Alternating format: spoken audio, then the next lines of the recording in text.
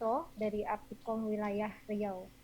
Ketiga Bapak Doktor ini Pak Armada, sekedar informasi ini narasumber kita hari ini dalam acaranya workshop modul daring sebagai salah satu rangkaian kegiatan untuk mendukung pembelajaran 2 semester di DUDI pada program D2 Fast Track Program Studi Diploma 2 Administrasi Jaringan Komputer.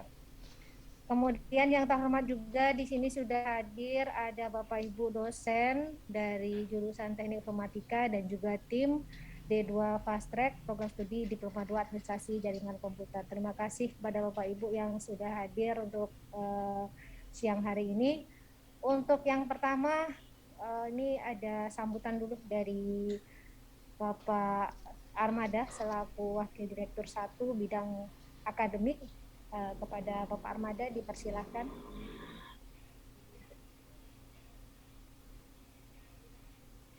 Baik, bismillahirrahmanirrahim. Assalamualaikum warahmatullahi wabarakatuh.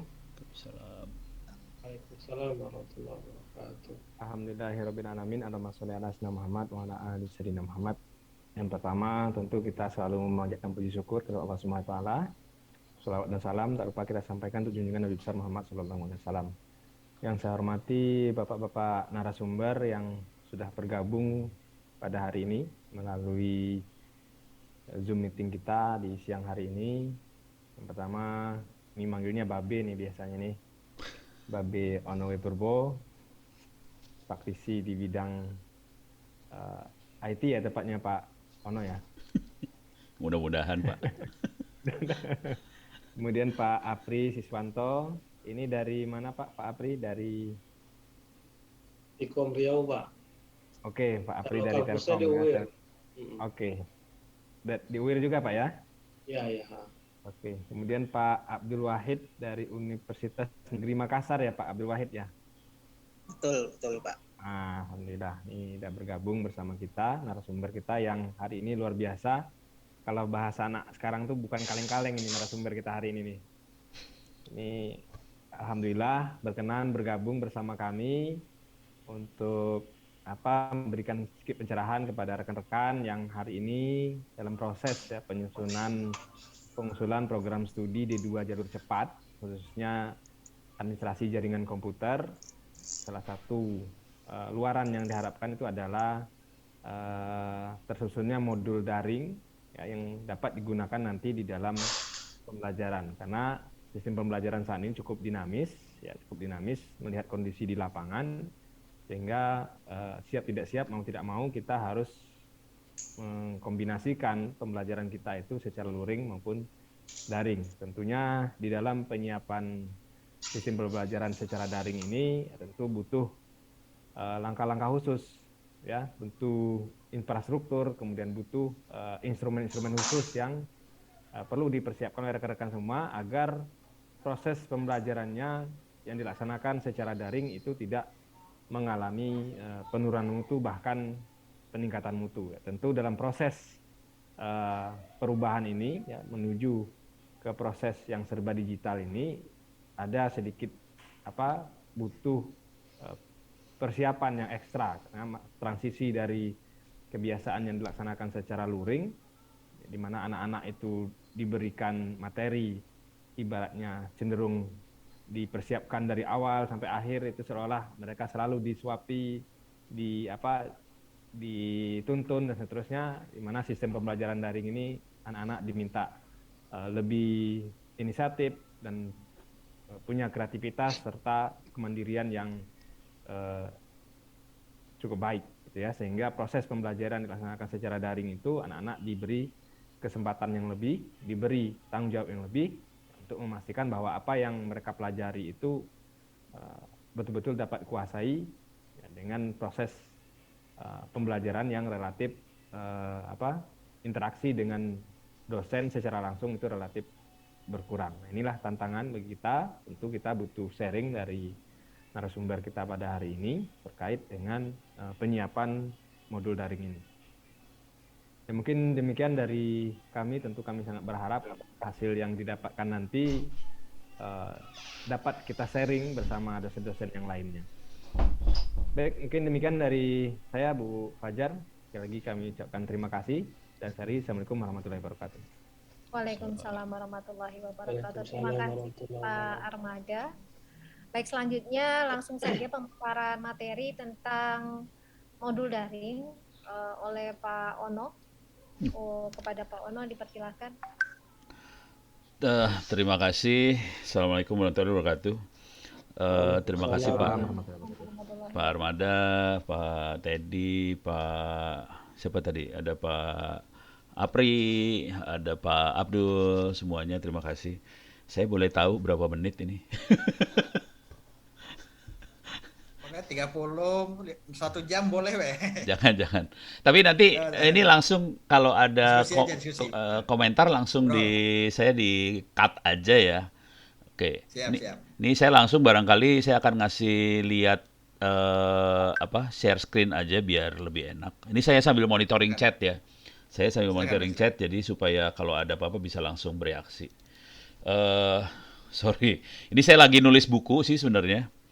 Ini lagi buku. Ini bukunya adalah internet offline supaya sekolah-sekolah bisa memberikan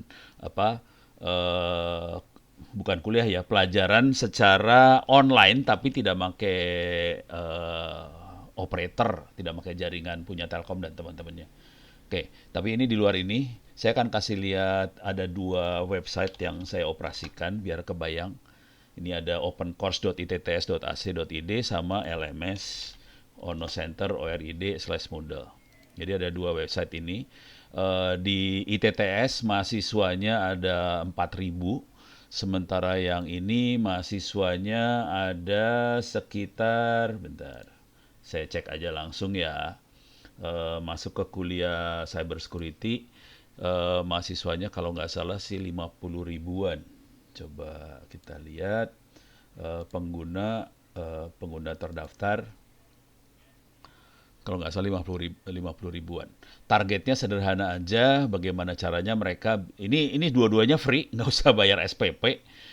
Yang ini ada 54.218, yang di LMS Ono Center ada 54.218, sementara kalau yang di sini ada sekitar 4.000 aja. Ini 4.000, bisa kita lihat juga sama sih. Masuk ke sini. Ini saya ngoperasin sendiri, semuanya hampir ngoperasin sendirian. Cuman kalau yang di ITTS itu banyak dosen-dosen yang lain yang ikut juga sih, enrolled user. Jadi coba kita lihat di sini kalau nggak salah 4.000. Cepat, lemot ya, lemot banget. Oke, tapi poinnya kira-kira gini. Nah, nih, ini 4.400. Sekarang saya akan kasih lihat teknik kuliahnya. Sebenarnya sederhana sekali teknik kuliahnya, supaya bisa betul-betul anak-anak ini offline, walaupun saya tetap ngajar, mahasiswa bisa offline, tapi saya tetap ngajar, mahasiswa online, tapi saya tetap ngajar offline. Jadi saya tetap ngasih pilihan kalau mereka mau datang ke kuliah silahkan. Jadi silahkan datang saya biasanya kalau ngajar bukan di kelas sih, saya ngajarnya di lab. Jadi saya ngajar di lab sambil nyolokin router, nyolokin server, sambil bikin ini, sambil bikin itu. Terus ada berapa anak yang datang, kita diskusi, ngobrol, dan semuanya direkam, dan semuanya live, masuk ke YouTube. Oke. Jadi materinya cuma seperti ini aja. Ini materi-materinya kelihatannya ada link ke arah YouTube. Materinya semua bentuknya link, bukan file PowerPoint yang diupload ke server kuliahnya, itu betul-betul link. Nih kalau kita lihat bentuknya link, dan ini masuknya ke wiki. Ini kebetulan udah panjang ya tulisannya. Tapi awalnya sih pendek, tulisannya pendek-pendek semua. Jadi awalnya pendek-pendek, bentuknya link, bentuknya ada yang pendek banget nggak ya? Ini sebenarnya yang bakal kelihatan di buku yang saya tulis sih sebenarnya. Bakal kelihatan banget. Bentar, buku yang saya tulis mana tadi? Coba saya kasih lihat ya, ini udah mulai panjang. Ini udah panjang. Kalau nggak salah yang di awal sini. Yang kedua. Nih. Ini kelihatan masih bentuknya poin-poin seperti ini aja. Jadi awalnya poin-poin seperti ini. Ya. Jadi awalnya hanya poin seperti ini ditaruh di link-link tadi. Jadi bentuknya link dan bentuknya sederhana banget. Jadi beban ke kita sebagai dosen nggak berat sih sebenarnya. Jadi poinnya itu. Tapi poin yang paling penting bukan itu sih sebenarnya. Poin yang paling penting adalah saya selalu berusaha membuat supaya anak-anak tidak tergantung pada saya untuk memberikan kuliah. Jadi absen udah tidak penting sama sekali. Mereka mau ngambil, mau ikut ngelihat kuliahnya syukur. Kalaupun nggak sempat, ada rekamannya karena saya streaming ke YouTube dan direkam di YouTube langsung, bisa dilihat sih rekamannya. Semuanya live streaming ini. Live streaming. Jadi kalau saya ngajar, ada di kampus lagi ngajar, semuanya saya buat live streaming. Coba kita lihat. Kita bisa lihat nggak your video? Oke, saya ngasih lihat aja. Saya cuma ngasih lihat bahwa ini live streaming beneran. Jadi ini live streaming beneran. Jadi waktu saya ngajar akan direkam, ya direkam. Bentar, mana yang live streaming? Ada ITTS kuliah biasanya saya sebutnya. Nah ini kuliah, ini live streaming yang ini. Ini live streaming. Kalau yang GoPro, jadi selain saya buat bentuknya live streaming, saya juga bawa kamera GoPro, direkam juga. Kemudian kadang-kadang saya pakai handphone, direkam juga. Jadi ada dua rekaman video, direkam. Kemudian saya live streaming dan ini dikerjakan sendirian, tanpa asisten sama sekali. Jadi nggak ada asistennya sama sekali. Asistennya paling mahasiswa, cuman saya bilangin, tolong dipencet tombol record. Udah. Tapi live streaming saya lakukan dari laptop saya langsung. Laptop saya akan lakukan live streaming supaya direkam di YouTube. Kemudian ini direkam pakai GoPro sama handphone. Kemudian saya upload sesudah kuliah selesai. Terus materinya, poin-poin materinya kalau belum sempat saya taruh di wiki, saya taruh di wiki kemudian. Jadi awalnya wikinya hanya bentuknya yang seperti yang saya jelaskan. Kayak gini aja awal-awalnya. Jadi menjelaskan cara instalasi SSH server, caranya gini. Tapi nanti kalau di kuliahnya bentuknya praktek. Gitu ya. Jadi tujuannya sebenarnya sederhana aja. Rekaman itu penting sekali supaya anak-anak yang tidak sempat ikut kuliah bisa ngelihat kuliahnya di kemudian hari. Cuman itu aja poinnya. Nah, yang paling penting bukan itu akhirnya. Akhirnya kita harus bisa mempertanggungjawabkan apakah dia ngerti atau tidak. Akibat dari situ di kuliah saya bikin ujian mana sih? Saya sambil kuliah ini kuliah ini ya. Oke, ini saya kuliah sembarangan aja. Saya klik aja, saya kasih lihat ujiannya aja sepintas supaya saya bisa mempertanggungjawabkan. Saya di tiap modul ada ujian. Ini modul ini ada ujian, turun dikit lagi ada kuis, ini ada kuis. Jadi setiap modul ada ujian dan ujiannya itu boleh dikerjakan dalam waktu 24 jam.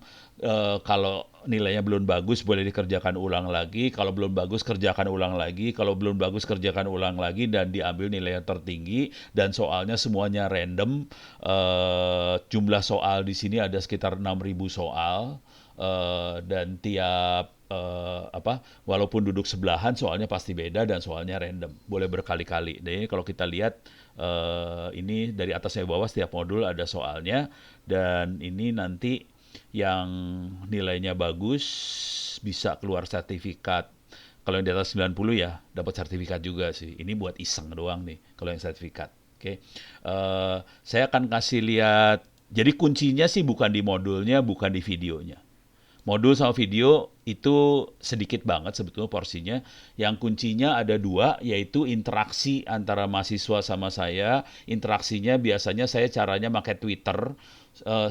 Karena ini direkam ke YouTube, jadi yang ikut kuliah saya bukan hanya mahasiswa saya. Yang ikut kuliah saya adalah seluruh mahasiswa satu Republik Indonesia. Jadi semua orang bisa ikut kuliah saya karena ada di YouTube juga. Bentuknya bisa live, bisa juga mereka nonton rekaman sesudah live tadi. Jadi mahasiswa yang nonton banyak banget, dan kemudian urusannya adalah urusan ini ujiannya. Nah kuncinya ada di ujian itu nanti. Jadi ada dua tadi ya, interaksi. Saya makainya Twitter supaya ya, kalau saya tanya jawab ada orang nanya jawab, semua orang bisa ikut, dan kemudian dan direkam ya. Di Twitter kan ada arsipnya semua. Dan kemudian satu lagi adalah bank soal. Nah, ini agak susah neranginnya. Ini saya kasih lihat dulu bank soalnya, saya masukin ke edit setting, saya kasih lihat bank soal bentuknya seperti apa. Sorry, salah. Salah. Bukan situ, masuk ke sini. Ini minta maaf, ada apa kotak hitam di sebelah kanan, itu chattingan saya sambil monitor. Nih, di sini bank soalnya ada question, ada kategori, ada import export. Nah, bank soalnya yang sering kali sebagian besar dosen itu tidak memakai bank soal, memaksimalkan bank soal adalah mereka dosen kebanyakan cuman masuknya ke soal. Terus kita bikin soal. Oke.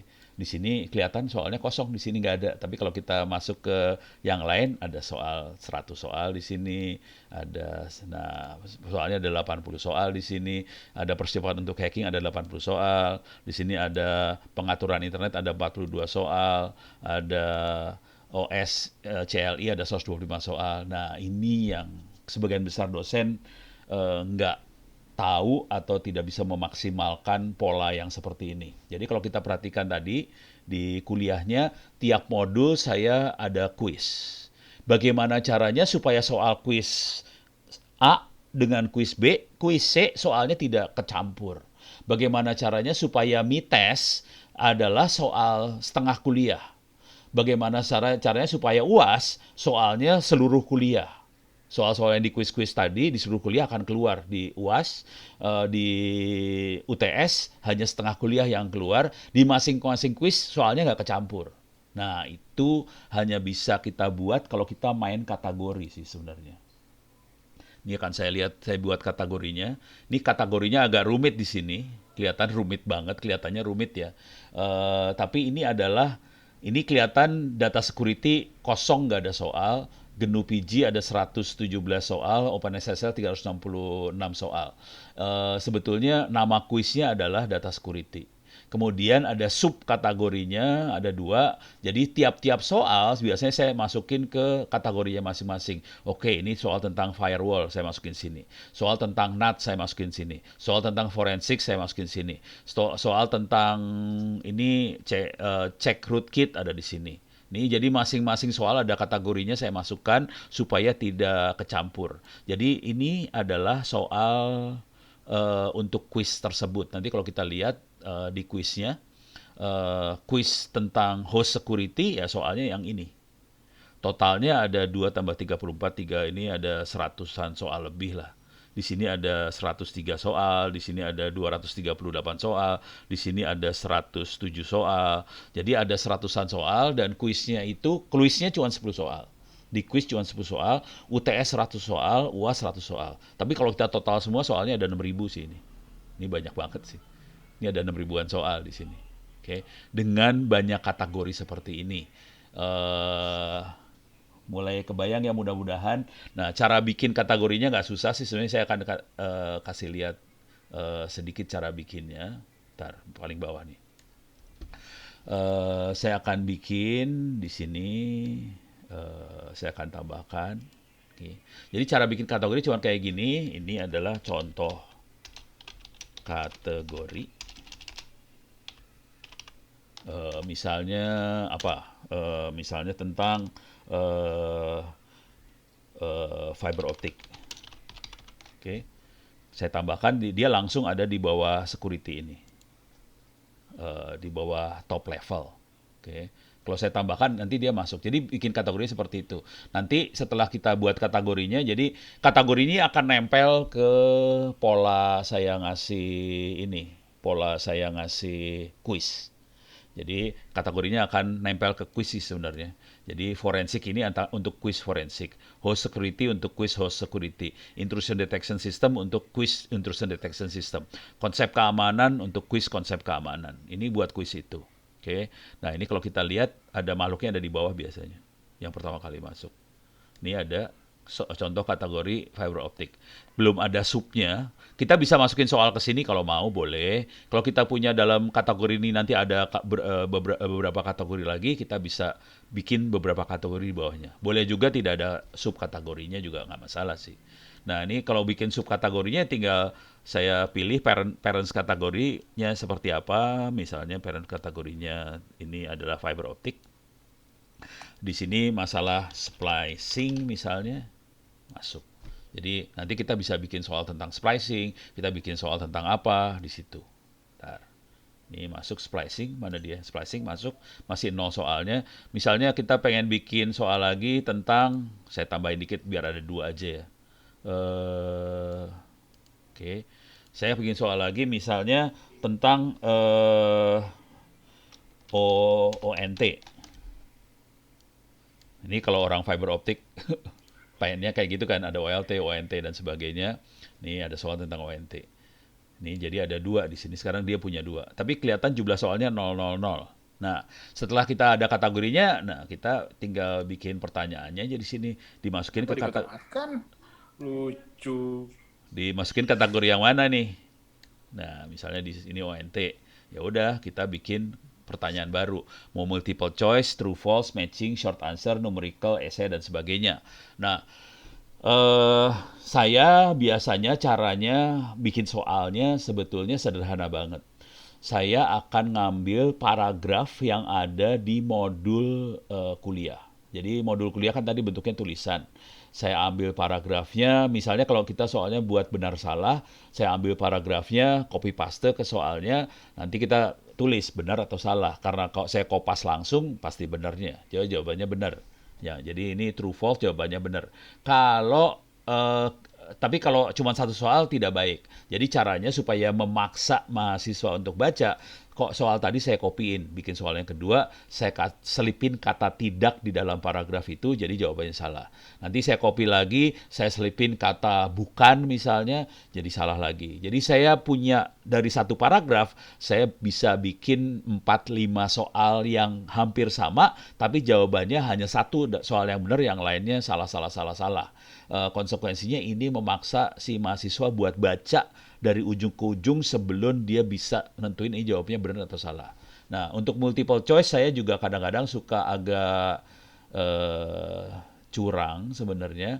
Jadi multiple choice yang normal, jawaban yang benar cuman pilihan jawaban biasanya 5, kalau saya bisa pilihannya sampai 12 segala macam.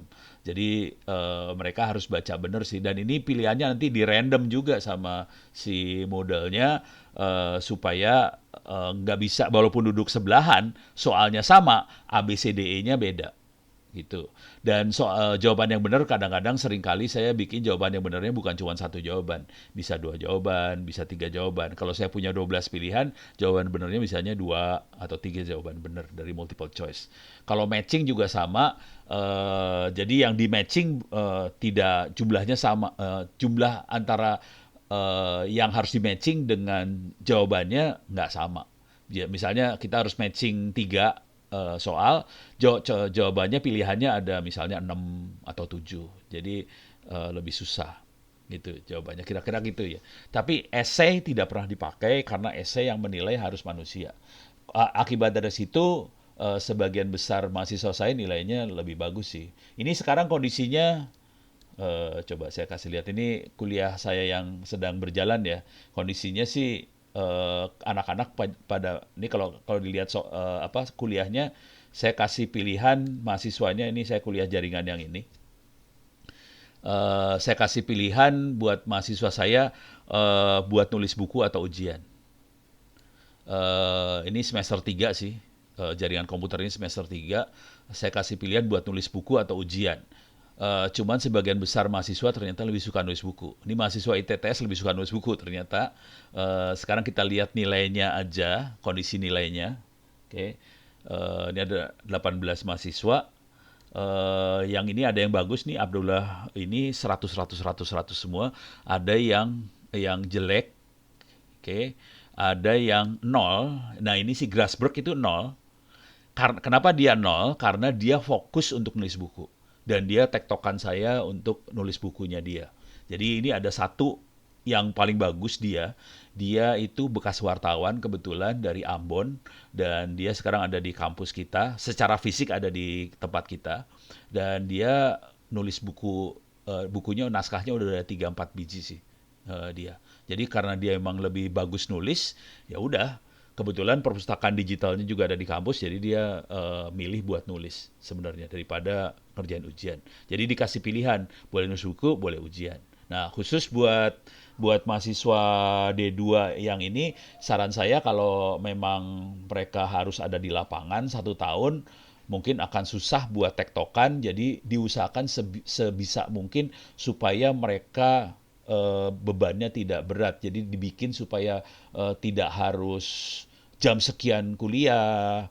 Jadi boleh kapan aja nge-review kuliah yang sudah sudah ada rekamannya. Kalau bisa juga ujiannya boleh kapan aja. Yang penting kalau mau ngerjain ujian ada. Pilihan yang lain kalau saya lebih suka nulis buku, cuman ya tergantung anak-anak sih, tergantung dosen juga sih. Kalau mau nulis buku, saya lebih suka sih sebenarnya. Dan di buku itu biasanya, kalau saya udah posisinya, karena saya udah nggak terlalu ngejar kum ya, saya biasanya di buku saya cuma jadi kata sambutan doang sih. Jadi bukan sebagai penulis. Jadi sih mereka biasanya menggandeng dosen lain buat sebagai penulis keduanya, dan saya hanya kata sambutan saja. Jadi saya nggak ngejar kum juga sih. Tapi saya tetap ngebimbing mereka sampai benar-benar jadi. Jadi, dan nanti bukunya terbit atas nama kampus juga, royalti dimasukin ke anaknya. Nah, itu pilihan. Cuman kalau sebagian besar mahasiswa, kalau saya lihat dari Poltek Bengkalis, mungkin jadi caranya satu adalah materi bisa diakses online kapan saja di mana saja. Kuliah kalau saya cenderung untuk tidak terlalu mewajibkan kuliah secara fisiknya, tapi kalau bisa sih ada rekamannya supaya mereka bisa akses. Terus ketiga, dikasih apa ya, fasilitas barangkali ya, buat nanya ke dosen kalau ada yang nggak ngerti.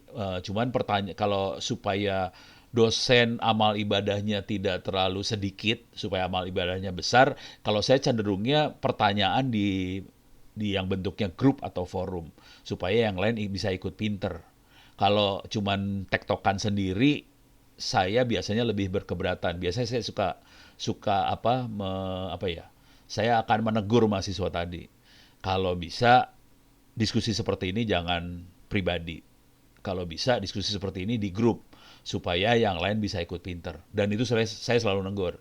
Karena saya merasa rugi.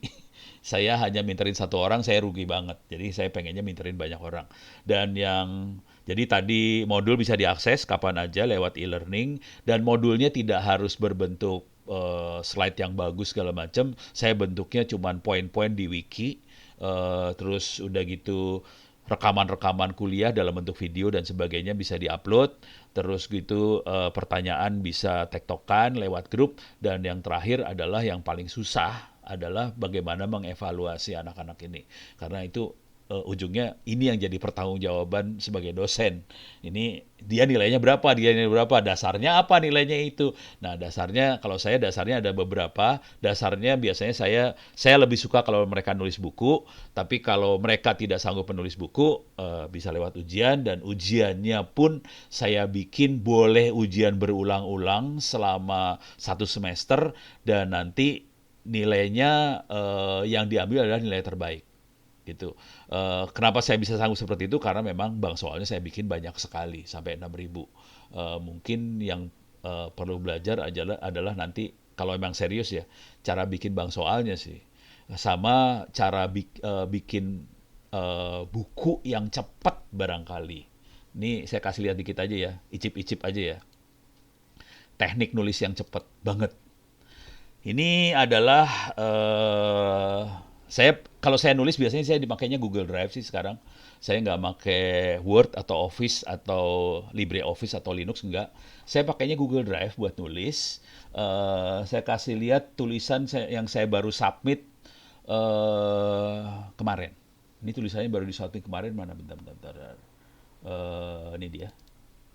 Ini tulisannya disubmitnya kemarin ke GTech ya, jurnalnya Pak Tole dan teman-temannya di UAD ini. Ini dibuatnya dalam waktu 4 hari. Jadi paper ini dibuat dalam 4 hari. Sebetulnya saya maunya kerja bareng sama teman-teman di Astra dan lain-lain ya. Cuman ternyata mereka akhirnya nggak sanggup ngikutin cara kerja saya. Akhirnya saya kerja sendiri sih akhirnya. Kalau yang ini ya, ini kebetulan kerja sendiri 4 hari selesai seperti ini. Oke, sebenarnya paper aslinya bentuknya kayak gini sih. Saya kasih lihat. Ini paper ya, ini bukan buku, minta maaf. Nanti saya kasih lihat bukunya. Ini masuk sini, saya kasih lihat ITTS, FGHI, ITTS, riset. Ini dia. Ini papernya kira-kira seperti ini. Kerjanya, bentar, nah ini dia. Ini dikerjakan dalam waktu 4 hari sih sebenarnya. 4 hari jadinya seperti ini, kira-kira. Oke, jadi kita bisa nulis cepat sih, cepat banget nulisnya. Kalau kita udah pernah ngerjain itu, misalnya kita ngajar. Kalau paper harus riset ya. Kalau ngajar juga sama aja, kita ngajar, terus kita jadiin buku. Nah ini saya kasih lihat yang ngajar jadi modul. Cara cepatnya, ini yang tadi paper. Sekarang saya akan ngasih lihat ngajar jadi modul. Nih, sorry salah. Saya masuk ke drive saya lagi. Ini ada buku tentang internet offline. Oke, ini buku internet offline. Ini bukunya. Ini kalau saya nulis buku biasanya saya pecahin per bab. Jadi bab-babnya dipecah-pecah semua. Oke, babnya dipecah-pecah semua. Saya nggak nulis nomor babnya dulu, tapi masing-masing topik sudah lepas masing-masing. Jadi bisnis proses e-learning pada saat internetnya offline gimana, konten di e-learning internetnya offline gimana, desain jaringan akses untuk internet offline seperti apa, desain server seperti apa. Ini dikerjakan berbarengan bersama-sama dengan teman-teman di Universitas Terbuka. Oke, ini dikerjakan di awal September. Jadi minggu pertama September kita mulai, bukunya belum ada waktu itu, saya mulainya dengan e-learning dulu. Jadi ini mulainya dengan e-learning, saya masukin dulu ke sini. E-learningnya adanya di Open Course ITTS, free. Jadi semua orang juga bisa akses ke e-learning itu. Ini intinya adalah bagaimana caranya membuat sistem jaringan server supaya sekolah-sekolah bisa memberikan e-learning tanpa operator telekomunikasi sama sekali. Jadi kalau di daerah-daerah yang nggak ada sinyal, nggak ada internet, gimana caranya kita bisa memberikan kuliah atau belajar secara offline. Tapi lewat peralatan ya. Ini e-learning yang ini dibuatnya 1 minggu. Jadi minggu pertama September ini langsung jadi.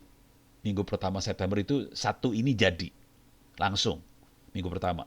Setelah ini jadi, tapi ini masih harus ini udah nggak banyak yang harus dibenerin sih. Tapi ini jadinya minggu pertama, minggu kedua itu mulai dibagusin. Kemudian dari materi yang ada di sini, sorry, salah. Ini dibuat. Ini butuh waktu sekitar 2 mingguan lagi sih sebenarnya.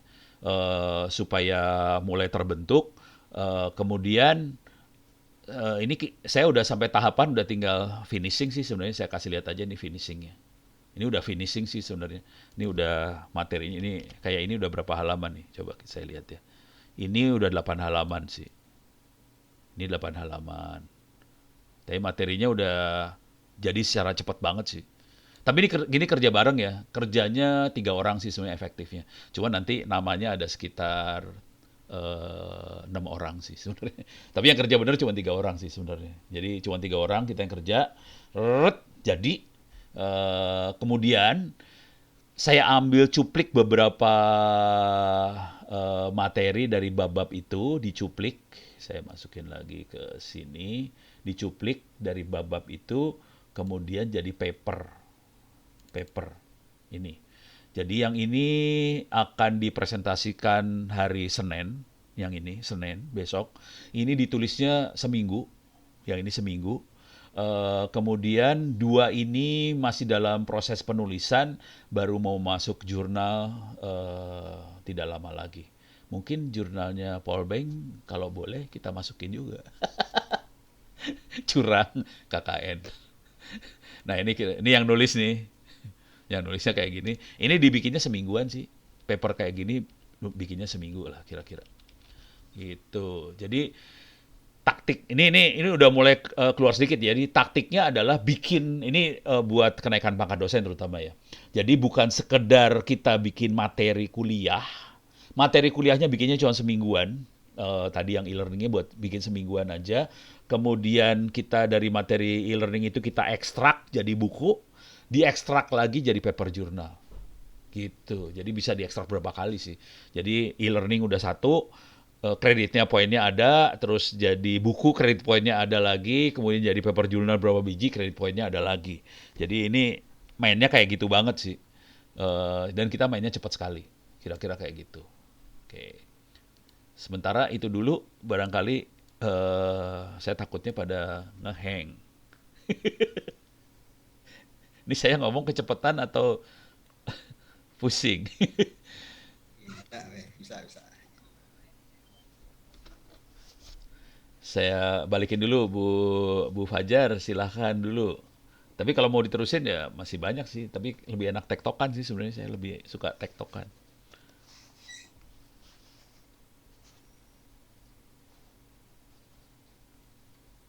Yo, ada yang mau bertanya Bapak Ibu?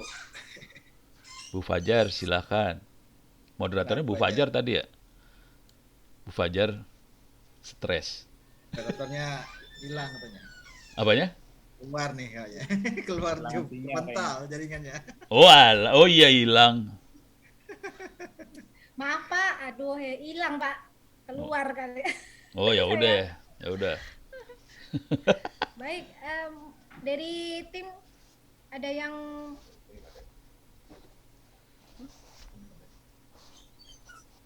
mungkin ada yang mau ditanyakan ini masalah modul daring. Jadi kalau saya lihat tadi Babe ini tidak ngambil, pokoknya enggak susahnya lah gitu ya, enggak macam-macam pokoknya kalau buat ini ya modul daringnya ya. Sebetulnya semuanya juga nggak macam-macam sih. Ya. Ngajar direkam gitu ya Pak ya tadi ya. Iya, betul. Jadi intinya mahasiswa ini bisa mengakses kapanpun dimanapun gitu ya Pak. Apalagi kalau yang D2 ini kan memang 1 tahun di industri gitu ya Pak. Iya. Mungkin juga kayaknya harus Absen ke kampus. Perkuliahan itu ya seperti biasa gitu, nggak mungkin juga ya. Iya. Jadi saya cenderung kalau gitu memang harus ini ya Pak ya, pakai e-learning juga ya, perlu kalau saya sarannya ya? Kalau boleh saran sih pakai e-learning banget, bukan kalau bisa e-learning banget. Oh gitu.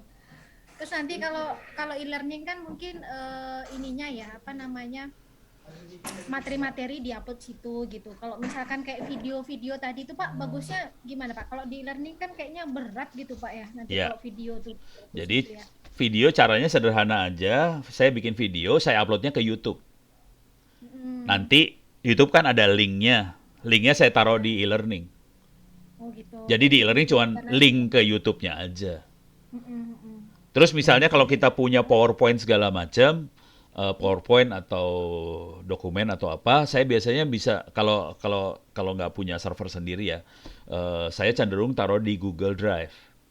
Nanti linknya ditaruhnya di e-learning. Jadi e-learningnya nggak ada file sebenarnya, tidak ada file sama sekali di e-learning, supaya enteng. Kalau nggak jadi berat e-learningnya kalau banyak file. Jadi e-learningnya saya buang semua filenya, semua file ditaruh di Google, e-learning server difokuskan untuk ujian saja. Karena kemampuan yang paling istimewa dari server Moodle itu ujian sih sebenarnya. Kalau saya cenderungnya kayak semua materi itu berarti berupa link-link tadi ya Pak ya? Link-link aja, taruhnya di Google Drive, taruh di YouTube segala macam. Jadi lebih gampang. Nah, yang seru di YouTube kalau di-upload, nah seru itu. Kalau kita jelek banyak yang lihat loh. Iya juga ya Pak. Kalau saya nggak peduli orangnya, saya sih orangnya nggak peduli. Tapi itu jadi masukan buat saya juga. Misalnya kalau ada orang kritik ya, Pono kan ada cara yang lebih bagus, caranya gini. Oke, terima kasih. Nanti di pertemuan selanjutnya saya bahas gitu aja. Udah harus pinter-pinter ngeles lah gitu mah. Berarti ya kalau di learningnya mungkin cuman ini aja Pak ya tadi ya. Mungkin ujiannya, kuis gitu ya. Itu Nah aja ya itu, Pak ya. nah itu yang harus telaten buat bikinnya, itu yang berat. Iya, betul Pak. Biasanya itulah yang bikin malas Pak. Iya, biasanya kalau saya perhatiin ya di dosen-dosen saya yang di TTS itu ya, mereka misalnya ujian butuh 20 soal, ya udah bikin 20 soal titik habis selesai. Kalau cara itu agak susah jadinya, kita pakai e-learning. Karena anak-anak jadi bisa nyontek, kalau kayak gitu caranya anak-anak nyontek. Iya. Nah, nah itu tadi Pak, masalah kalau e-learning ini terkadang ya Pak ya, Hmm. memang mahasiswa ini kan banyak cara juga ya Iya, untuk menjawab itu kan. iya. Nah, itu gimana menurut Babe nih solusi gitu? Kalau saya bikin soal Menghindari, yang banyak banget sih. meminimalisir lah. Hah? Hmm, meminimalisir Nyontek dan sebagainya itu ya. istilahnya apa ya, cara-cara ya. Kalau saya sederhana sih bikin soal yang banyak sekali. Udah. Mm-mm. Jadi mereka nggak akan bisa nyari soal, dan soalnya dibikin random banget ya. Jadi soalnya random. Kemudian Moodle kan punya fasilitas kalau multiple choice jawabannya juga random. Kalau mau jahat banget soalnya soal hitungan. Di Moodle tuh ada fasilitas buat soal hitungan ya. Jadi yang kita masukin rumus loh. Dalam soal kita masukin rumus. Nah, kalau itu soal setiap orang akan lain. Kalau yang sampai hitungan lain. Atau saya kasih ini ya, kasih kasih icip-icip soal aja ya, kasih lihat soal ya. Ah, boleh Pak. Eh, saya kasih lihat soal. Ntar, cyber security aja. Biar ngelihat bentuk soalnya seperti apa ya. Eh, Coba saya harus nyari nih soal soal yang jahatnya saya harus nyari-nyari. Jadi ada Eh, yang jahat, ada yang baik ya Pak ya ini ya. Baik tuh karena saya ngejar, biasanya saya ngejar target mau berapa puluh soal, biasanya jadi baik soalnya karena soalnya saya tujuannya adalah Oh sebanyak mungkin gitu. soal. Tapi kalau saya punya waktu lebih, saya soalnya akan jahat sih biasanya. Jadi soal jahat baik itu tergantung waktu sih soalnya. Coba bentar ya, saya coba nyari. Ini saya sembarangan nih, saya cari soal sembarang ya. eh Nih misalnya ini aja ya, ini saya ambil sembarang lah. Saya coba edit. So, ini mencocokkan kalau yang tandanya kayak gini, yang ada titik dua di kiri, titik dua di kanan, titik kiri, titik kanan itu mencocokkan biasanya. Nih, saya edit question, saya edit. Oke. Nah, soalnya seperti ini bentuknya. Eh sudo add repository apa ini titik-titik pertama, titik-titik kedua. Ini cuma dua ya. Ada dua pilihan. Apa yang harus diisi di sini, apa yang harus diisi di sini. Dan mahasiswa harus milih di sini. Nah, sekarang eh pilihannya ada empat. Oh, ini ada empat pilihan berarti. Ini ada empat. Oh, ini ada empat pilihan. Ya, Ada empat makanya. pilihan. Ini kebetulan saya masih baik ya. Ini ada kayak gini, ada kayak gini. Ini ada empat. Oke. Jadi pilihan pertama harus diisi sama ini. Pilihan kedua ini nanti bentuk soalnya bentuk-bentuk ininya kayak gini nih ntar kalau di run. Ini saya coba run ya. Preview. Jadi bentuknya kayak gini. Ininya nge-random, perhatiin ya, nggak 1, 2, 3, 4, random dia loh. Jadi 2, 3, 4, 1 nih.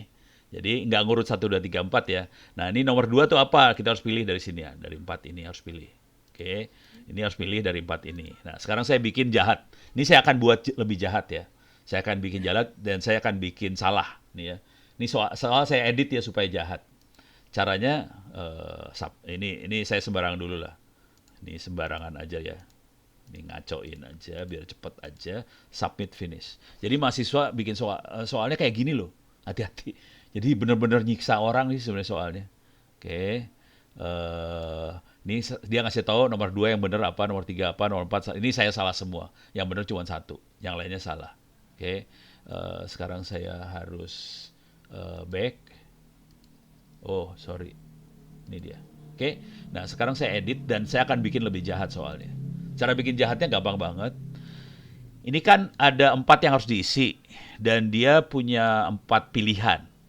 Nah, sekarang saya bikin saya kasih blank for 3 more questions. Saya kasih blank sekarang. Jadi cara bikin jahatnya gampang banget sih sebenarnya. Ini kenapa kagak mau nih? Ini udah ada blank nih sekarang. Jadi kan tadi 1 harus jawab ini, 2 harus jawab ini, 3 harus jawab ini. Ini mencocokkan ya, 4 harus jawabnya ini. Sekarang saya punya blank di sini. Ini ada blank, 5, 6, 7 blank. Saya bikin jahat banget. Jahatnya cuma gini doang caranya. Ini saya ambil. Klik kanan copy. Ini saya copyin ke sini. Oke. Ini kan masih benar, saya salahin. Salahnya cuma gini doang nih. Nih, udah mateng lalu. Terus saya bikin salah lagi. Nih, saya copy. Oke.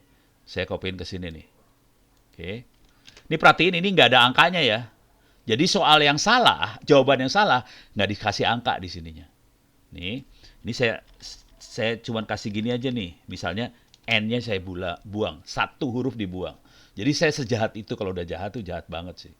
Nih, kayak gini, saya ambil, copy, saya turunin ke bawah. Ini yang ketiga, oke. Ini saya buang misalnya PHP titik 6 gitu, 5-nya dibuang. Udah jahat nih soalnya, udah jahat banget udah. Sesederhana itu bikin soal jahat tuh gampang banget sih sebenarnya. Udah, sekarang kita coba lihat ya. Nih coba kita. Menjebak namanya nih, Kak. Memang itu disengaja.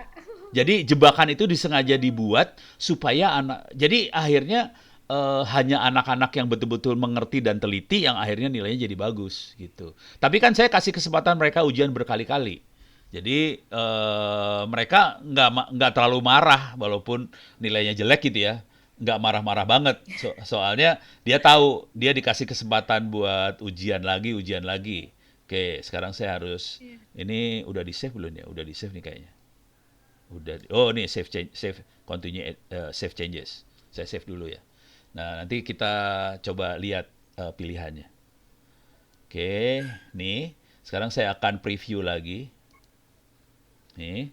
Nah, ini kita lihat choose-nya ini. Nah, pilihannya jadi lebih banyak di sini. Kan tadi cuma 4 ya. Sekarang banyak nih. Pusing dia harus milih kayak gini, pusing loh asli. Ini pilihannya jadi banyak. Tadi kan 4 awalnya. Saya rubah jadi 7. Gitu. Sesederhana ini sih sebenarnya caranya. Gitu. Gampang kan?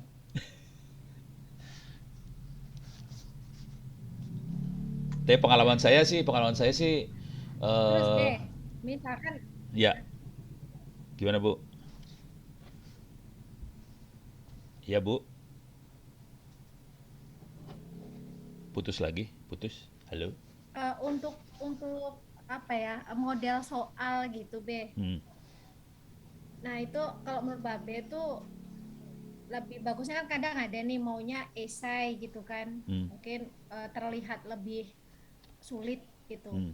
Terus ada juga tadi misalkan opsional, ada yang mencocokkan, Ya. ada yang true false-nya Ya. seperti itu. Nah, menurut Babe nih, kalau kondisi seperti ini yang bisa diterapkan lah untuk ya khususnya untuk D2 fast track ini, itu gimana model soalnya, Be? Gini, bukan masalah ya. Kalau kita pengen cepat, pengen supaya beban di kita sebagai dosen tidak berat, saya cenderung supaya bikin soal yang dosen nggak usah meriksa. Biar yang meriksa komputer. Gitu ya. Jadi itu yang pertama tuh. Dosen nggak usah meriksa, sebisa mungkin yang meriksa komputer. Konsekuensi dari situ adalah esai nggak bisa dipakai. Karena esai dosen harus meriksa. Gitu. Nah, yang kedua, di masalah evaluasi ini, saya membiasakan supaya anak-anak boleh ujian berkali-kali. Supaya apa? Supaya mereka nggak frustasi. Dan kita bisa dapat nilai terbaik dari mereka. Jadi kita kasih kesempatan terus-terusan buat mereka ujian selama 1 semester. Dan biasanya saya akan ngingetin mereka pakai email. Tolong nih nilai kamu baru sekian. Tolong ujian lagi nilai kamu sekian. Tiap minggu saya, kan kalau di daftar nilai itu ada email mereka masing-masing tuh. Setiap minggu saya akan ngingetin. Dan jadi caranya gini, cara ngingetinnya. Jahat loh cara ngingetinnya. Saya kasih lihat nih sekarang cara ngingetinnya. Asli jahat banget. Saya tuh jahat orangnya sebenarnya. Saya masuk ke kuliah beneran aja ya. Nih kuliah. Oke, kuliah. Di sini ada import, ada ekspor nilai. Saya akan ekspor. Saya download nilainya dalam bentuk file Excel. Jadi saya ekspor dalam bentuk file Excel. Ini udah, nih saya ekspor. Semua saya ambil, saya download. Oke, saya download. Oke, ini bisa saya lihat filenya. Ini sekalian saya mau ngingetin anak-anak sekalian ya. Jadi sekalian aja saya pakai buat ngingetin anak-anak mahasiswa saya lah. Ini lagi di-download. Kebetulan saya udah nyimpen email mahasiswa. Lah, lagi ke-load. Oke, sekarang saya akan saya nyimpen di sini. Dokumen ITTS. Clear layar. Mahasiswa saya tuh ada ini nih emailnya nih dia. Oke. Jadi gedit email mahasiswa ITS 2020. Ini mahasiswa saya nih. Oke, saya copy. Jadi saya tinggal copy aja. Oke, sekarang saya akan masuk sini. Saya akan write email ke mereka. 20, sekarang tanggal 20, 21, 11, 12. Nilai sementara kuliah jaringan. Gitu ya. Nah, ini nilainya mereka. Saya udah dapat nilai mereka. Ini nilainya, ini ada berapa anak yang bagus-bagus nih. Si Abdullah bagus nilainya 100 semua. Terus ini Singgih bagus, nilainya banyak yang bagus juga. Ini ada yang bagus. Ada beberapa yang sudah putus asa. Nah, supaya nggak putus asa, nanti saya kasih teguran soalnya. Nah, ini mereka karena masih belum ini ya, belum sampai UTS sebenarnya semester ini. Jadi masih belum ngerjain ini. Tapi di ujung sini, kita bisa lihat nilai akhirnya ini. Ini udah ada rumusnya di modelnya, saya bikin rumusnya bahwa jumlah nilainya adalah rata-rata kuis dikali 30% rata-rata kuis, 30% UTS, 40% UAS. Jadi udah saya bikin, nanti mungkin saya harus kasih lihat cara bikinnya gimana ya. Ini saya delete aja kolom yang ini. Nah, ini nih nilainya. Oke, saya save aja. Ini sekarang saya akan posting email ke mereka. Mana tadi email? Oh, ini dia. Nih. Nah, ini saya cuman ini kondisi rata-rata nilai minggu ini. Nilai kuliah jaringan ya. Kuliah jaringan kurang R minggu ini. Mohon ingatkan ke teman-teman yang nilainya masih jelek. Sesederhana itu saya. Jahat sih sebenarnya. Karena mereka bisa ngelihat nilai semua mahasiswa. Jahat sih, tapi kalau nggak kayak gitu, mereka brengsek semua. Jadi, saya masukin ke bagian download. Ada di nilai. Mana nih nilai? Ntar, ada nih nilai. Mana ya? Kok nggak keluar? Ntar, saya harus nyari filenya. Oh, ini dia. Ini dia. Ini dia. Ini dia. Oke, saya load aja. Udah, saya send. Jadi sesederhana itu sih caranya. Karena saya bisa download, saya lakukan ini tiap minggu sih. Gitu. Jadi mereka stres. Mungkin saya harus ngasih lihat bagaimana cara ngitungnya ya. Cara dapetin yang tadi ya, nilai akhir. Itu ada di grade. Ada di grade ini. Bisa masuk ke ujung kalau nggak salah.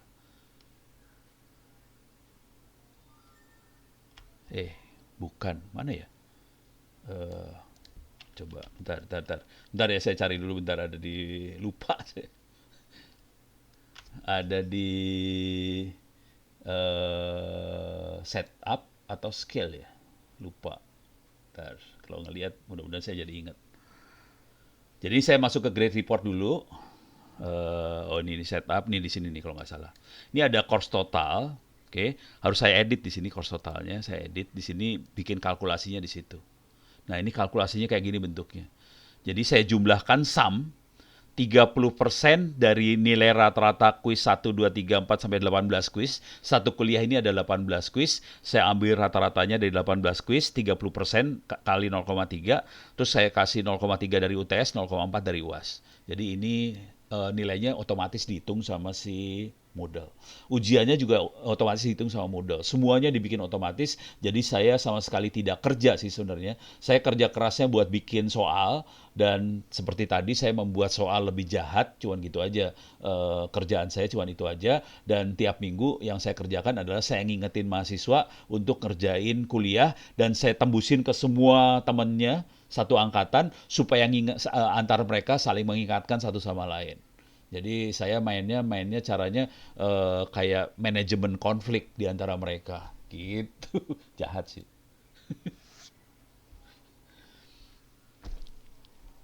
Demikian. Oke, jadi ini ya B ya, intinya tidak ada isainya ya, supaya yang ngoreksi itu bukan dosennya lagi gitu ya. Iya, kalau nggak dosen Dan kasihan hidupnya. juga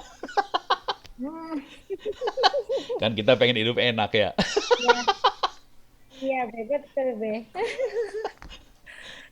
Terus iya berarti memang harus punya bank soal yang banyak kalau kayak gitu ya. Iya, karena kuncinya di bank soal sih. Jadi kita nggak bisa bikin UTS 20 soal, UAS 20 soal, UAS nggak bisa. Saya mungkin harus kasih lihat cara bikin ujian ya. Cara bikin ujian kayak gini nih. Saya harus ini udah cara bikin rumus sudah kebayang ya. Jadi mulainya masuk ke grades ini. Di sini ada setup. Oke. Nah, biasanya ini nggak saya edit, tapi kalau pastikan maksimum grade-nya 100 di masing-masing ini ya. Di masing ini bisa diedit supaya nilai maksimumnya 100 di masing-masing. Nah, kemudian di terakhirnya kita edit tadi rumusnya. Nah, sekarang saya pengen ngasih lihat bagaimana cara bikin ujian. Oke, saya akan bikin ujian sembarangan, tapi nanti saya delete lagi. Saya masuk ke sini, saya akan bikin ujian sembarang ya. Ini di paling bawah sini. Sorry, saya harus turn on editing dulu. Turn editing on-nya saya on dulu, editingnya supaya saya bisa nambahin modul. Oke, ini sekarang saya bisa nambahin. Ini saya ke bawah, paling bawah. Saya tambahin topik ya, ujian bohongan gitu ya. Saya tambahin satu topik. Ini, oke, ini sekarang udah tambah topik di bawah. Sorry, ke bawah. Nih, saya tulis aja nih ujian bohongan. Gitu ya. Udah, saya tambahkan aktivitasnya. Aktivitasnya adalah kuis. Mana kuis? Kuis. Ini dia kuis. Oke. Ini saya kasih nama. Bisa kita sebut kuis, bisa UTS, UAS, segala macam. Cuma ini saya kasih nama ujian bohongan. Oke. Udah. Kita bisa ngatur timingnya berapa lama. Saya biasanya kalau ujian saya mainnya di sini di menitnya ini. Kalau UTS UAS saya bikin 2 jam biasanya. Tapi biasanya di tengah-tengah semester mahasiswa akan memohon dengan sangat kepada saya untuk ditambahin waktunya. Jadi saya biasanya nambahin waktunya.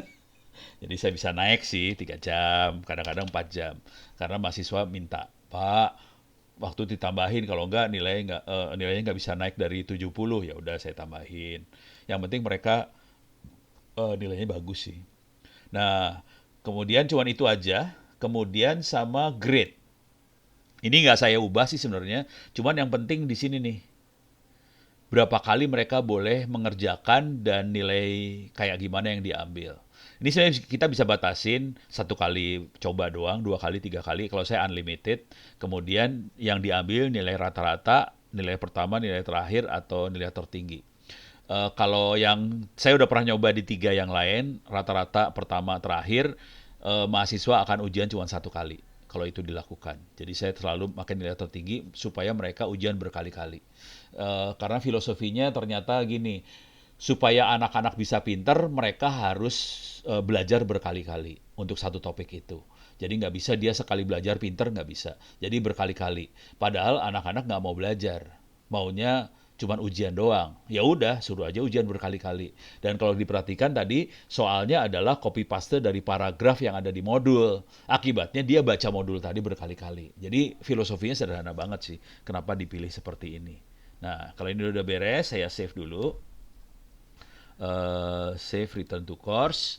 Nah, kita udah punya ujian, tapi belum ada soalnya. Sekarang saya akan masukin soalnya.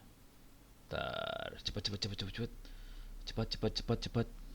Supaya bisa ngasih lihat bagaimana bentuk Lama banget ya? Ini kayaknya lagi anak-anak lagi pada ujian kali, nggak tahu lah. Nah, ini udah. Oke, nih ada ujian bohongan di sini. Sekarang saya klik ujian bohongannya. Nih, tidak ada questions. Nah, kita edit quiznya, cuma gini aja, edit quiz. Nah, di sini kita tambahin soal. Misalnya, saya tambahkan soal ya. Soalnya akan di-shuffle nih. Di-shuffle, di random. Saya biasanya nambahin pertanyaan random. Oke, misal, ini kalau UAS gampang banget, saya cuma gini doang, seluruh soal. Jadi saya masuk ke top kategori, oke, dan mau random soalnya berapa? Cuma gini doang, 100 soal gitu. Kalau saya tambahkan, itu langsung masuk nih, 100 soal masuk semua langsung.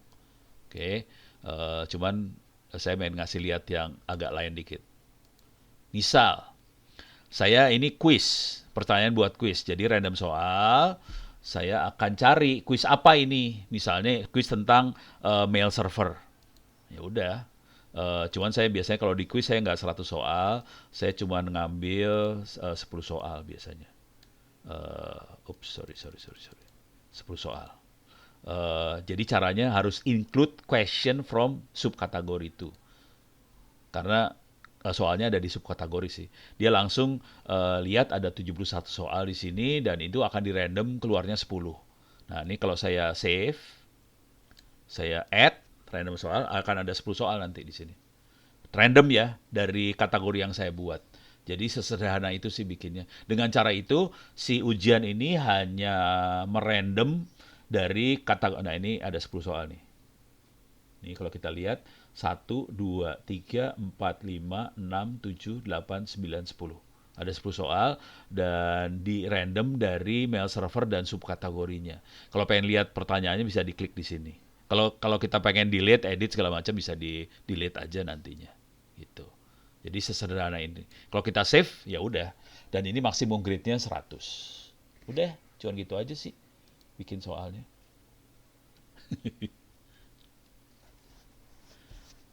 Yang lama bikin soal sih.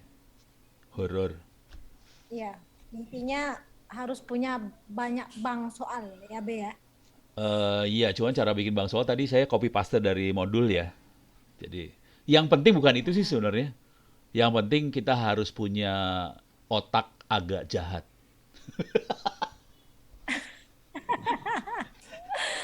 Supaya Jadi mahasiswa ini diajari apa ya? Jadi jahat ya ini ya. Iya, supaya mahasiswa sengsara. Kalau enggak sih, ini kalau saya perhatiin gini ya, dosen tuh terlalu baik rata-rata. Jadi udah bikin satu soal, pertanyaan, dia nggak akan ulang soal tadi. Kalau saya ulang soalnya, tapi jawabannya dirubah-rubah. Nah, jadi cara bikin soal yang banyak adalah satu soal di copy, dirubah dikit, copy, rubah dikit, copy, rubah dikit, gitu. Jadi caranya jahat banget. Jadi mereka bisa ketipu, asli ketipu banget. Dengan cara itu mereka ketipu. Gitu tekniknya ya. Iya, Iya, jahat tahu sih. banyak soalnya tadi ya. Iya, Tapi iya, iya. maksa mereka baca. Udah kejadian berapa kali anak-anak kan ini kan terbuka buat internet juga ya. Jadi orang-orang di internet komplain ke saya, Pono, ini kayaknya salah soal deh.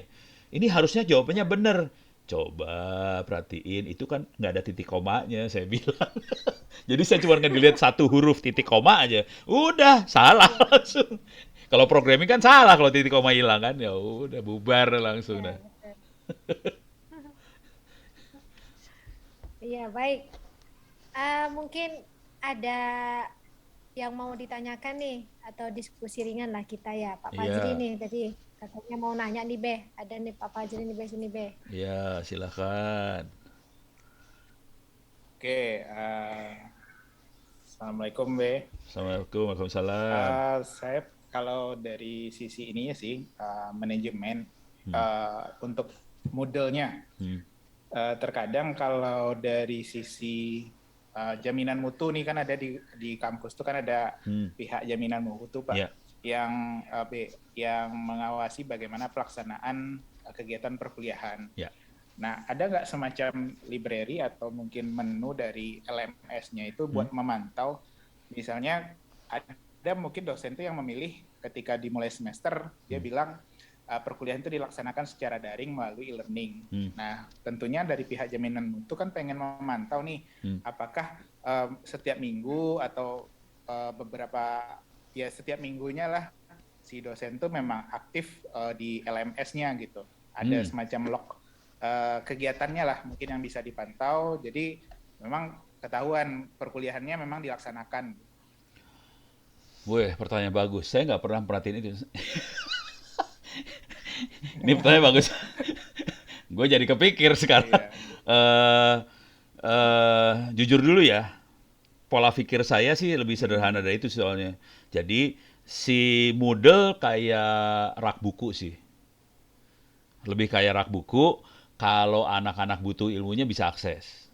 Tapi dosen itu kerja berat sebetulnya sebelum kuliahnya berjalan sih sebenarnya. Si dosen kerja berat waktu sebelum kuliah berjalan untuk nyiapin bank soal dan sebagainya, mereka kerja beratnya di situ. Pada saat kuliah berjalan, dosennya hampir tidak menyentuh Moodle sih sebenarnya. Jadi Moodle-nya nggak disentuh sebenarnya sama dosennya. Yang dosen perlukan, kalau gaya saya ya, kalau saya adalah, yang saya lakukan adalah saya upload materi ke YouTube. Jadi saya rekam kuliah saya taruh di YouTube. Nah, udah gitu paling saya nambah link di Moodle-nya. Jadi bentuknya itu doang. Nah, sekarang pertanyaan, ini sekalian saya nyari ya. Sekarang saya nyari. Bisa nggak kita ngelihat, saya belum pernah coba, soalnya belum pernah nih ngerjain yang kayak gitu. Ini saya delete dulu bentar ya. Yang tadi ini saya Kan delete. kalau kita sebagai admin nengoknya kan di user, kita nengoknya last login. Ada yang sampai mungkin dosen tuh ada yang udah 100 hari baru last loginnya. Ya betul. Cuman bisa ngelihat aktivitas ini nggak ya? Saya belum pernah soalnya. Asli belum pernah. Saya coba lihat Moodle, plugin, cek activity gitu kali ya. Jadi untuk jawab ini harus googling. Checklist. Kan Moodle track.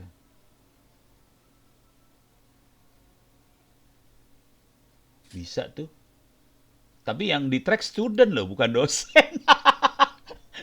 Yang ada student. Nah, ada. Teachernya. Iya, ini pengennya teacher ya. Oh, coba ya. Moodle cek teacher activities.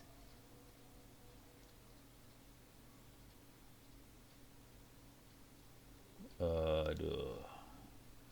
Ini bentar, ini masuk ke Moodle-nya ya. Ini kita masuk ke, aduh, perahu.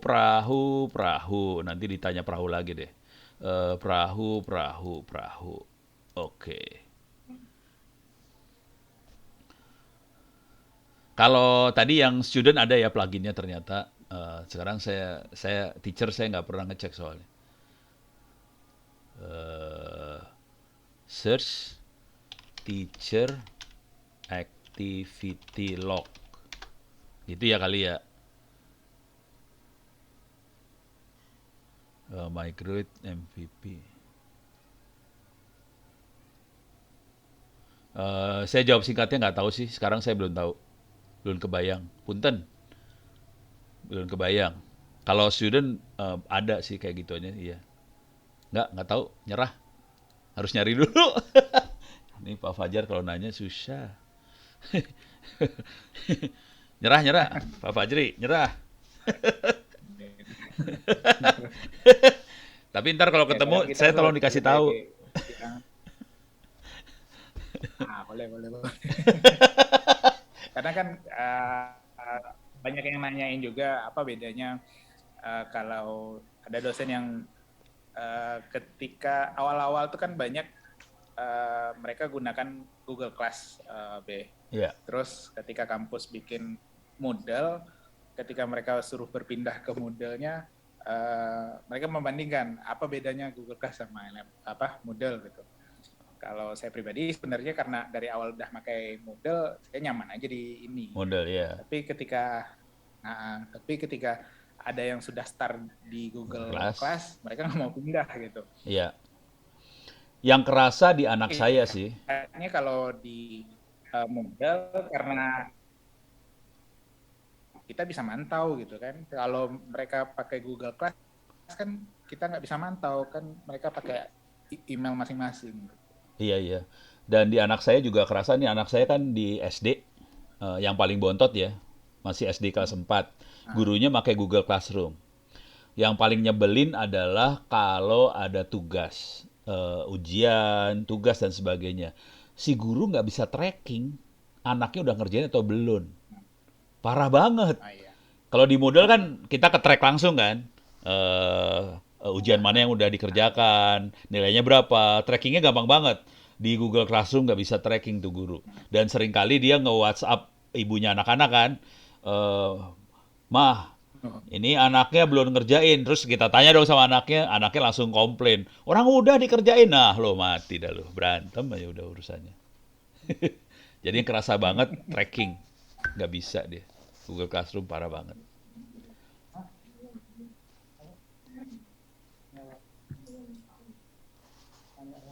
Oke.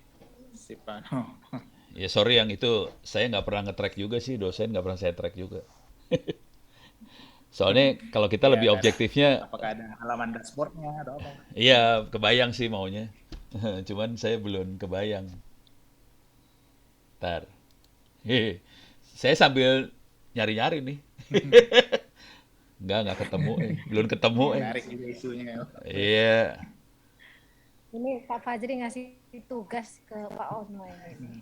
Iya, harusnya yang muda ya yang kerja, ini yang tua yang kerja.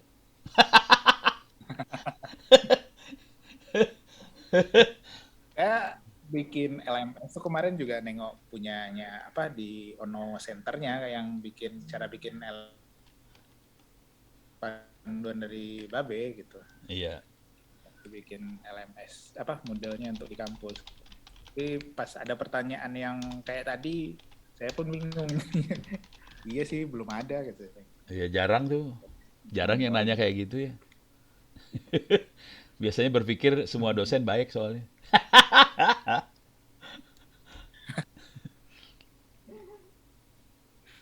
Iya, rata-rata trackingnya tracking mahasiswa, bukan tracking dosen nih.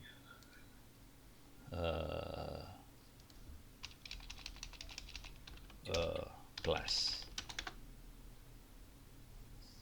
Saya lagi keywordnya saya ganti tracking class activity saya.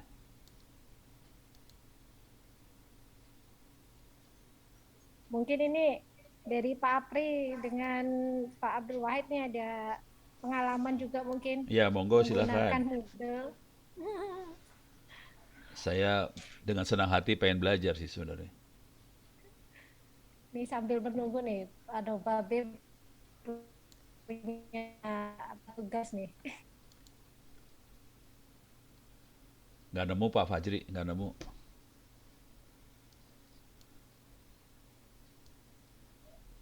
Nggak nemu loh ini. Pak Fajrinya terkeluar ini. Ya nggak apa-apa. Saya nggak nemu nih. Parah, pertanyaannya parah banget. Langsung KO. Sulit ya Pak? Sulit ya? Susah. Soalnya biasanya kita track mahasiswa, bukan go dosen. Ini tracknya dosen ya. Iya.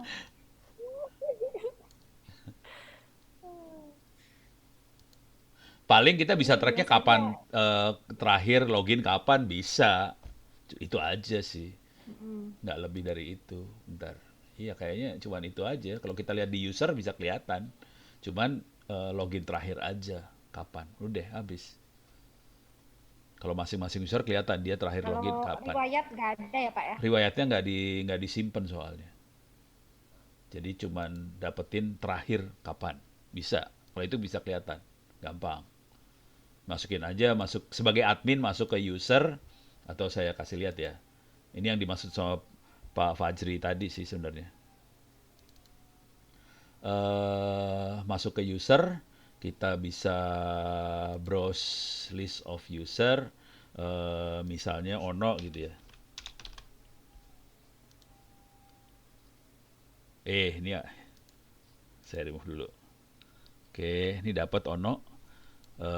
Ini kelihatan terakhir akses 41 detik yang lalu. Kelihatan banget. Jadi gampang kalau yang ini. Cuman kalau mau ngelihat historinya, nggak ada. Nggak ada historinya di sini, nggak disimpan. Dia nggak mau ngebuang harddisknya buat nyimpen gituan soalnya. Itu aja sih. Jadi nggak ada. Dia ngeklik apa, kecuali si dosen jadi mahasiswa. Nah, itu di-track sebagai student akhirnya. Begitu.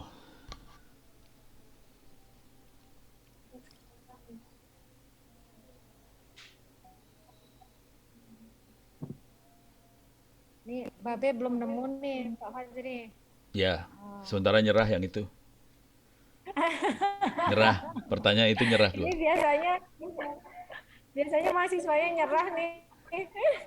Iya, ngasih pertanyaan susah banget. Kalau yang ini BB, yang kalau kita bikin kelas, terus mahasiswanya masuk tanpa kita apa namanya di Otomatis maksudnya. enroll, tanpa Iya. enroll, tapi enrollnya otomatis. Si mahasiswa, ya. Masukin password. Jadi pertanyaannya, gimana cara bikin kelas supaya mahasiswa bisa enroll otomatis sendiri gitu ya? Iya. Pertanyaannya gitu kan?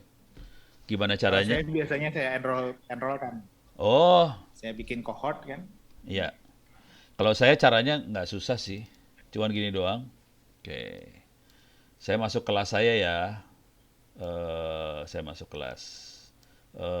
Saya masuk kelas sembarang lah. Cyber security lah. Ini saya masuk kelas cyber security. Saya masuk ke setting. Saya masuk ke more. Di sini ada user. Saya masuk ke enrollment method, cara enroll. Oke. Nah, ini biasanya yang ini mati semua. Ini apa matanya nggak ada semua. Nah, supaya bisa self enroll, ini harus dikasih mata. Tinggal saya edit aja. Mau dikasih password apa di sini? Enrollment key-nya apa? Gitu. Jadi si mahasiswa nanti caranya kita kasih URL dari kelasnya. Ini URL-nya bisa dilihat di sini nih. Saya tap ke sana ya. Ini URL-nya yang ini. Ini URL dari kelas. Kalau dia belum enroll, belum masuk ke kelas itu, nanti ada pilihan dari si modelnya, Anda mau enroll nggak kelas ini? Atau kita masuk sebagai tamu, sebagai guest. Jadi biasanya ada dua pilihan. Masuk sebagai guest atau enroll. Nah, kalau enroll nanti ada pilihannya lagi sih sebenarnya. Kita kasih password atau enggak. Kalau dikasih password, dia harus masukin passwordnya dulu. Jadi kita sebagai dosen harus ngasih tahu dua hal. Satu, URL kelasnya apa. Dua, enrollment key-nya apa. Itu aja sih. Nanti dia langsung enroll sendiri. Gitu. Cuman pengalaman saya, kadang-kadang mahasiswa suka males enroll, terus karena saya admin mesin juga, admin server, karena saya tahu mahasiswa saya enrollin juga sih akhirnya. Soalnya mahasiswanya kadang-kadang suka brengsek-brengsek. Jadi saya enrollin gitu. Tapi waktu dulu di Dharma Jaya, saya kan bukan admin mesin. Jadi cara yang saya pakai adalah waktu di kelas saya umumin, ini kelasnya URL-nya ini, enrollment key-nya ini ya, terus mereka semua enroll. Jadi bisa. Kalau yang di ITTS, karena saya admin mesin, saya yang berkuasa, maklum, wakil rektor, kekuasaan tinggi banget. Jadi punya admin. Jadi saya ngenrolin mahasiswa. Sama sekalian marahin mahasiswa. Udah admin, jahat lagi. Bikin soalnya kayak gitu tadi. Ya udah, selamat dah lu. Saya kasih gambaran deh. Pengalaman saya bikin soal ya. Satu hari rata-rata sekitar 15-20 soal. Itu dari pagi jam 8 sampai sekitar jam 12-an lah. Jadi sehari itu 20-an soal kira-kira. Jadi bayangin kalau sehari 20 soal, kalau mau 6.000 soal, 6.000 bagi 20. Jadi kira-kira 600 bagi 2, 300 hari.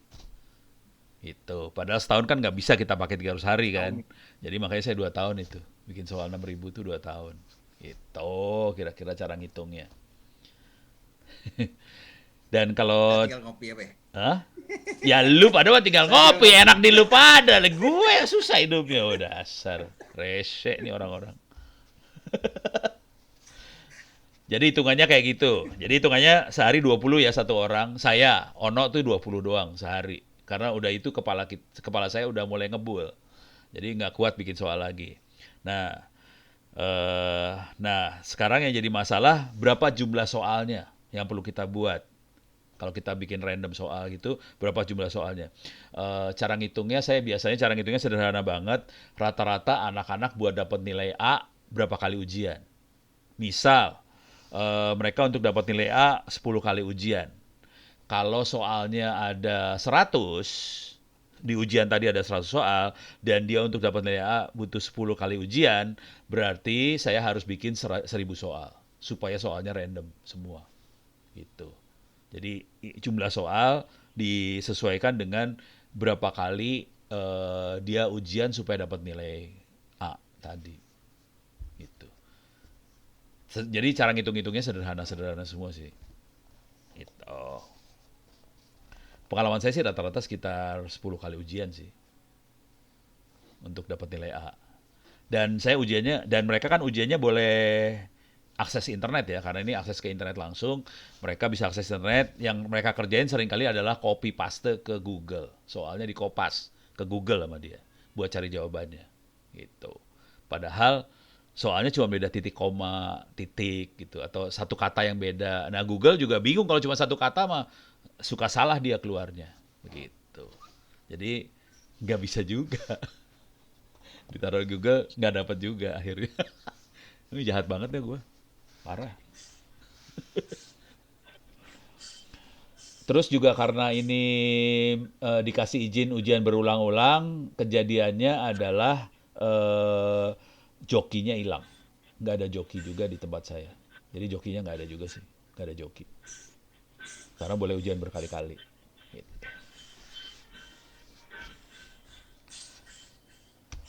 Ada lagi pertanyaan, diskusi, komentar? Wah. Ada lagi Pak Fajri, makan.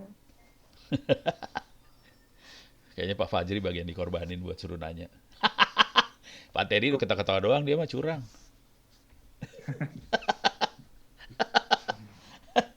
Iya Pak, dia nggak bikin kelas, dah soal kita bikin soal. Oh dia nggak bikin kelas sama soal, enak banget hidupnya. Enak. Bang soalnya udah banyak dia. Yang copy paste dari Ono itu ya? Sama Pak Ono jariin komputer. Bantuin yang lain kali, gimana sih? Rese. Odus Mata ya kuliahnya Pak. sama Pak P. Curang banget dia. Aduh.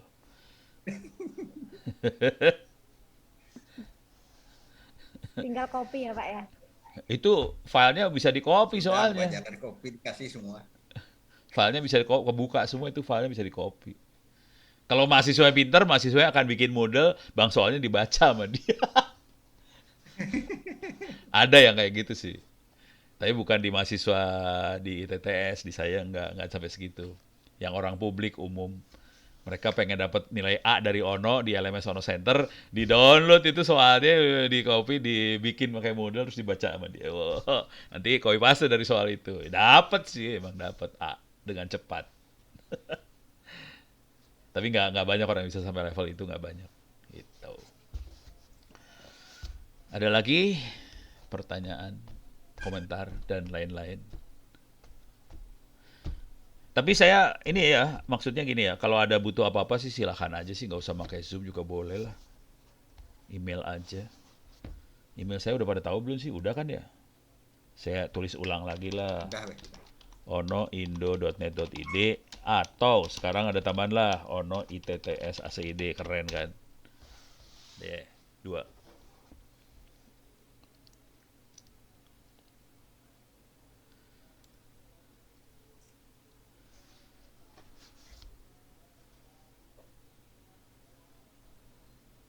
Udah aman apa gimana?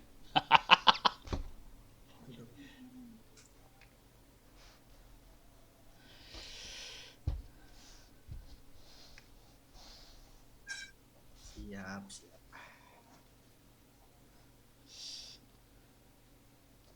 Oke, ini ada lagi mungkin yang mau ditanyakan.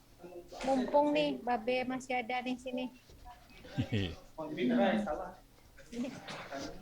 Ada Pak Jaroji.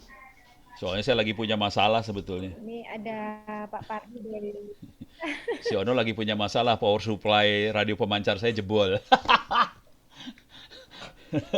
Jadi ini pikiran lagi pengen nyolder sudah. Udahlah Bu Fajar. Udah gak fokus Babe tuh.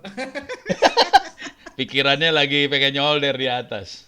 Iya, iya. Power supply switchingnya jebol. Jadi harus diganti. Pernah eksperimen sama switching nggak sih yang kuat, ampernya kuat? Nah, ini bagian Ono pengen nanya sih sebenarnya. Lu pada ngamainan gituan semua ya? Udah. Ada tuh Pak Romet. Ini dari Steamik Amik Riau nih Pak Romet nih. Ini IoT biasanya nih. Oh, tapi kalau IoT mah ampernya nggak gede. Orang saya mainnya 30 ampere. 30 ampere saya hajar selama saya panteng selama berapa bulan ya? 2 bulan kayaknya. Jeblok kemarin akhirnya. Nggak kuat. Tapi bagusnya kalau switching tuh kalau mati gitu, nggak ngerusak yang lain, ya udah tinggal dicabut.